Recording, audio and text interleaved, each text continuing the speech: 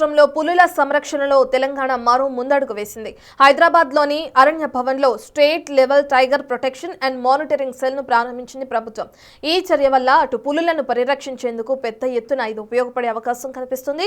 దేశంలోని చాలా రాష్ట్రాలు ఇప్పటికే జిల్లాల వారీగా విడివిడిగా పులుల కదలికలను గమనిస్తుండగా తెలంగాణ మాత్రం మొత్తం రాష్ట్రాన్ని కవర్ చేసే సెంట్రలైజ్డ్ కమాండ్ కంట్రోల్ రూమ్ను ఏర్పాటు చేయడం పట్ల అంతటా హర్షం వ్యక్తమవుతుంది. ఇలాంటి సాంకేతిక వ్యవస్థలు ప్రస్తుతం కర్ణాటక, మధ్యప్రదేశ్లలో మాత్రమే కొంతవరకు అమల్లో ఉన్నాయని అటవీ అధికారులు చెబుతున్నారు.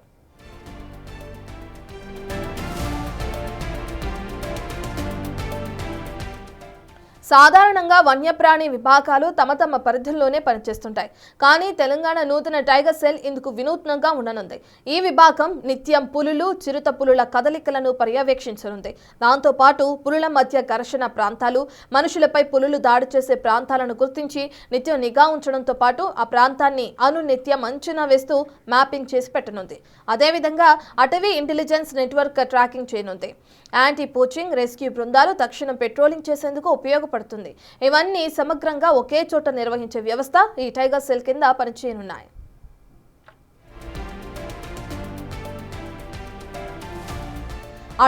అడవుల్లో వన్యప్రాణులను సంరక్షించడమే మా ప్రజాప్రభుత్వం అజెండా అన్నారు రాష్ట్ర అటవీ, పర్యావరణ, దేవాదాయ శాఖ మంత్రి శ్రీమతి కొండ సురేఖ.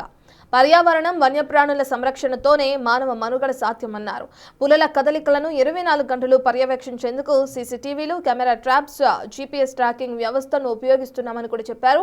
దీంతో వేటగాళ్ల ప్రవేశం లేదా అక్రమ కార్యకలాపాలను వెంటనే గుర్తించి అడ్డుకోవచ్చని కూడా వివరించారు. దాంతో పాటు అటవీ ప్రాంతాల పక్కన నివసించే ప్రజల రక్షణ కూడా ఈ వ్యవస్థతో మరింత బలపడుతుందని తెలిపారు. పులి గ్రామాలకు చేరువైనప్పుడే వెంటనే అలర్ట్ వచ్చి బృందాలు త్వరగా స్పందించి ప్రమాదాన్ని నివారించగలవని మంత్రి సురేఖ వివరించారు.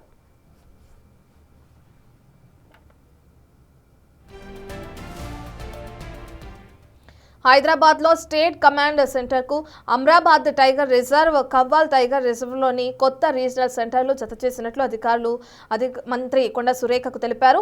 టైగర్లపై రేడియో కాలర్ అమర్చే కార్యక్రమాన్ని కూడా తెలంగాణ ప్రారంభించేందుకు సిద్ధమైందని అటవీ అధికారులు చెబుతున్నారు. కర్ణాటక, ఉత్తరాఖండ్ వంటి రాష్ట్రాలు ఈ విధానాన్ని ఎక్కువగా వాడుతుండగా ఎన్టీసీఏ అనుమతి లభించిన వెంటనే తెలంగాణ కూడా ఈ జాబితాలో చేరనుంది.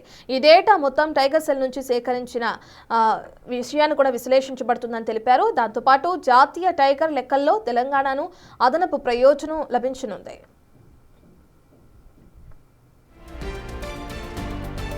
దేశవ్యాప్తంగా జరుగుతున్న ఆల్ ఇండియా టైగర్ ఎస్టిమేషన్లో తెలంగాణకు నూతన సెల్ ఎంతో ఉపయోగపడనుంది.